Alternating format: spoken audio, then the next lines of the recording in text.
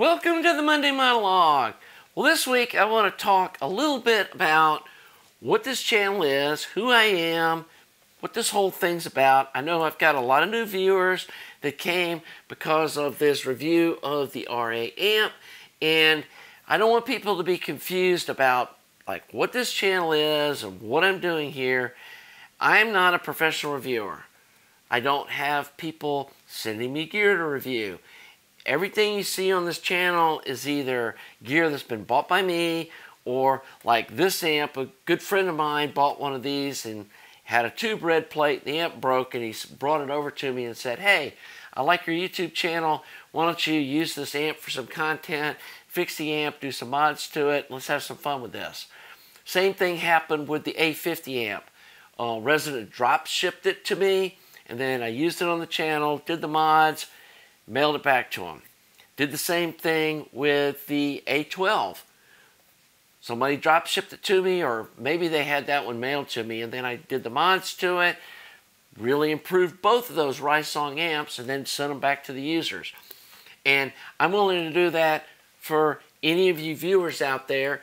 If you've got an amp that I've never worked on before that you'd like me to, give a review on and maybe go through it and see what I can do to improve it. Somebody was asking about like the line magnetic similar amp to this. I'd like to see you compare the two. Well, I don't have the money to go out and buy these amps just to test them and then try to resell them just for content for the channel.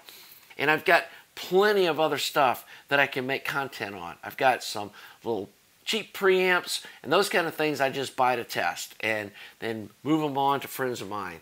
And I've got the little FX01, I think it is, and then I got the Noob Sound E6, the little direct heated triode. And we're going to do a shootout soon with those two preamps versus the winner of the previous preamp challenge, and see if these little $50 preamps can compete with the $150 range preamp. So that's going to be some fun content. Also, I'm not an engineer. Never done this kind of stuff professionally. This is just a hobby. And obviously, if you look at the background here, these are just shelves behind my little workbench down in my downstairs work area. And I'm just a hobbyist like you guys are. And I feel I do have a really good understanding of how tube amps work, but it's all self-learned. And I did another video that I'll link below that has like some good reading material if you want to learn more about tube amps, how to research it, how to just sit down and read and try to understand what's going on. These are really simple devices, and people try to overcomplicate what these are. And they're not complicated. This stuff isn't rocket science. And if you can understand just even basic electronics and, get a nice voltmeter and, again, read up, try to understand what's going on, being able to see the inside of the tubes, and they have these big pins and everything's like large size, really makes it a lot simpler to work on to me. I also really prefer low parts count amplifiers, and this is a pretty low parts count amplifier for how complicated it is. I mean, if you leave out all the, fancy circuitry with the little switching things and the LEDs and the timers and all the stuff that they've added to this amp, the basic amplifier part of this amplifier is a pretty simple circuit. And it doesn't have a lot of parts count. The signal doesn't go through a lot of different parts. And so to me, those end up being the better sounding products than these super overcomplicated ones that have 500 resistors and capacitors and feedback loops nested inside of other ones. And I think that once you start doing that kind of thing, you're trying to make a tube amp something that it really isn't and never was intended to be. And at that point, if you're looking for like 0.01% distortion across the whole board, you need to be listening to a solid state amp, because at that point you've kind of diverged away from what tube amps are for and why they sound good. So that gets me into part 2 of this video, is the subjective nature of audio and how we all are influenced by our life experiences with audio gear. So when I start talking about, like, I don't think power conditioners in these $500 power cables should make any difference in the way an amp sounds, that's just my experience. And I'm using my DIY amps as a test platform for this stuff, and they have really, really high filtered power supplies. So if you've bought some other commercial product that maybe they cheaped out on the power supply and it's got one cap and a choke and then another smaller cap and that's it, you may hear that a power conditioner made a big difference. And it isn't because that the power conditioner is needed to have good audio. It's that the power conditioner was needed to make your amplifier sound good with your house power. And that there was a problem outside of that that you're solving with like a third part being inserted into your system. You know, I'll say the same thing about these super high-end interconnect cables. Maybe if there's a ground problem and they're doing something stupid like they're starting the whole ground for the system right at the RCA jack, that you're going to end up with noise that some, $300 set of cables fixes. It's not that everyone needs $300 cables to have their system sound good. It's that you had a problem that was resolved by using some high-end accessory items in your system. And so, again, I'm not going to argue with people that say, hey, I tried this and it really transformed the way my system sound. Maybe in your system it did. But to me, that's telling me that there's an underlying problem that was basically, using a crutch to solve this underlying problem. And like this problem I ran into using my tube phono stage with this amp, and there being weird ground loop noise, and all of a sudden the ground lead that goes between my turntable and my phono stage started acting like an antenna, and I was hearing country music in the amp. That doesn't mean that the cables are wrong. To me, that's telling me there's a grounding problem. And hey, it may be in my phono stage, and that the ground susceptibility of this amp is highlighting a problem with the way that I have my phono stage grounded, and that needs to be updated.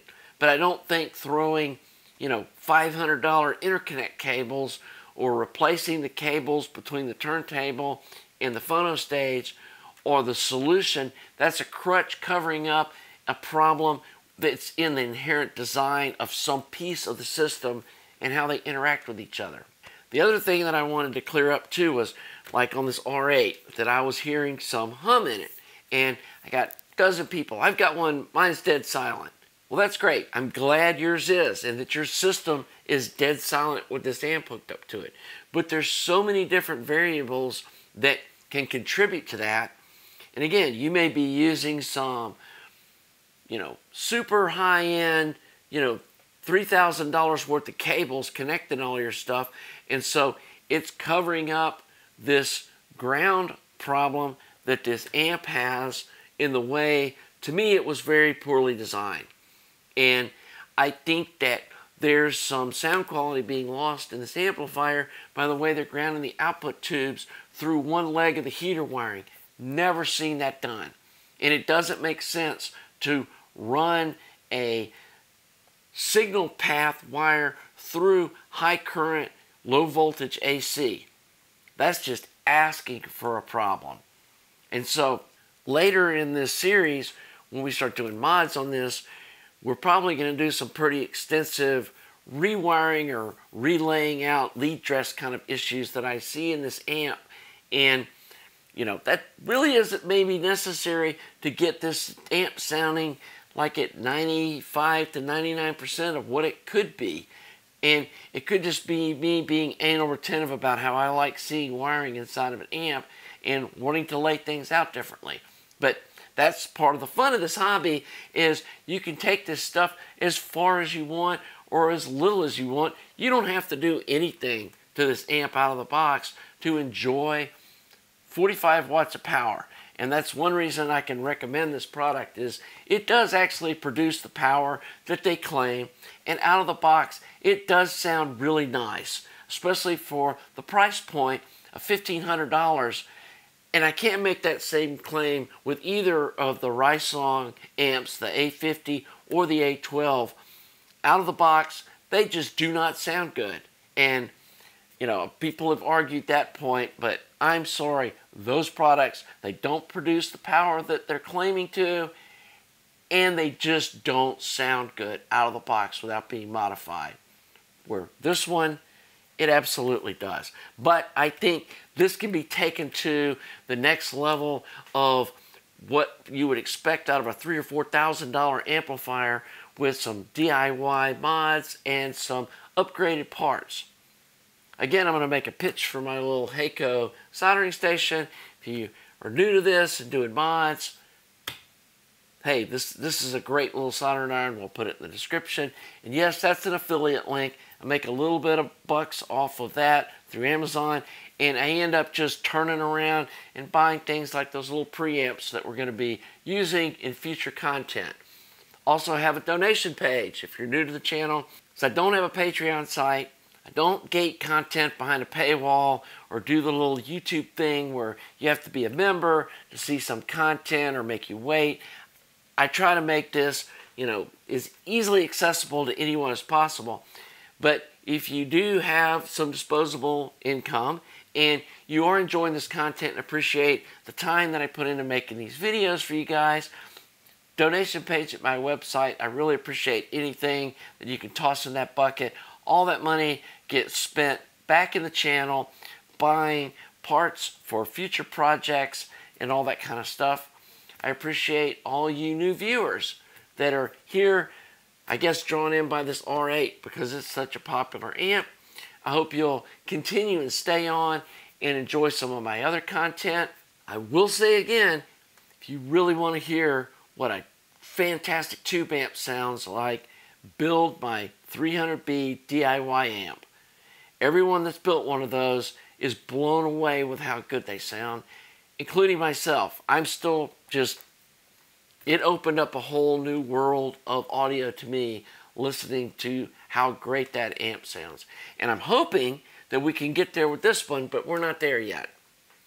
So anyway, again, thank all you new subscribers. Thank all you new people that are watching. If you haven't subscribed yet, please subscribe. And please like the video. And we'll see you next week for the Monday Monologue.